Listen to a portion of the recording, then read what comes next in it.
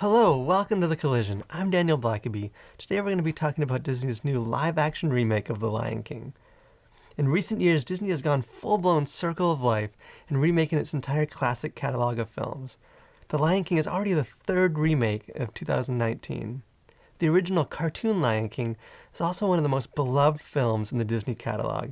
In fact, this is the first film I ever personally saw in a movie theater. So many people were like me leading up to the film, a little nervous and wondering if this new live-action version could ever possibly hope to live up to the greatness of the original. Well, I'm happy to share, and a little surprised, that these concerns were misplaced. I loved this film. With this film, we gotta start with the visuals. The film was directed by director Jon Favreau, who previously directed the Jungle Book remake for Disney, and if you've seen that film, then you have a hint of what to expect with The Lion King. This is perhaps one of the most visually stunning achievements in the history of film. It's insane how real these animals look. I remember telling my wife on the way home from the theater that the animals at our local zoo don't even look as real as the animals on the screen in this show. It's amazing just from an artistic perspective what they've accomplished through the animation. There's a little bit of an uncanny valley effect when you're seeing a realistic looking lion singing about becoming a king. It takes a little bit to get it used to, but once you do, and you just give yourself over to the film, it's an amazing experience visually what the animators have been able to accomplish. As far as the plot of the movie, if you've seen the original cartoon, you're not going to find any surprises here. The storyline follows the original almost beat by beat, and the new material that has been added seamlessly blends in with the original. In fact, many of the new scenes that were filmed for the movie were actually taken from scenes that were written for the original cartoon but cut before the theatrical release. These new scenes help round out the narrative without disrupting a story that really didn't need any updating. The original cartoon was already a really spiritual film, and this remake just doubles down on this. On the one hand, it would be easy to try and force this film to conform into some sort of kind of C.S. Lewis inspired biblical allegory, where you have the selfless king of Mufasa who sacrifices himself for those who can't save themselves, and then ascends up into the heavens, looking down and indwelling within his children.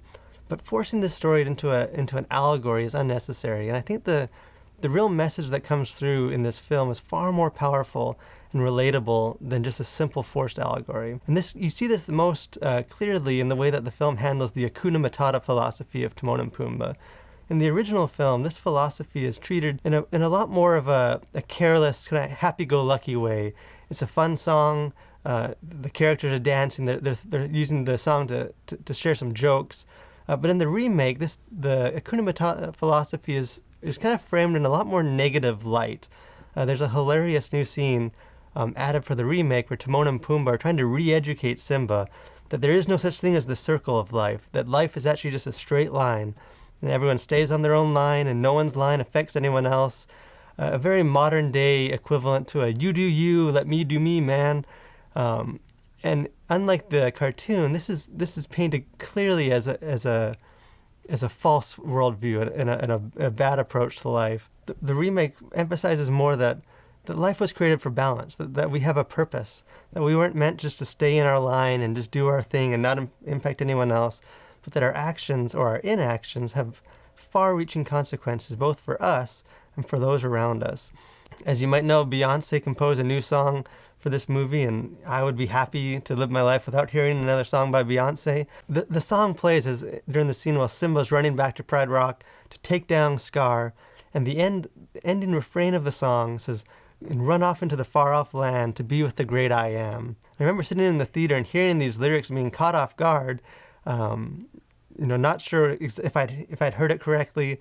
And although the song was probably intended in more of a pantheistic sense, that we're all divine, and find kind of the God within you, they really emphasize the theme in a spiritual sense and in a Christian sense that life was not meant to be lived in an Hakuna Matata world, that we are destined for something, and we have a plan and a destiny that we are meant to fill. And I think this message is far more powerful than just a simple biblical allegory. I remember leaving the theater thinking it's ironic that Charles Darwin famously purported that evolution began on the African savanna with the animals evolving, and yet you'd be hard-pressed to find a more anti-Darwinian message in a film than in this film featuring animals living out on the African savanna.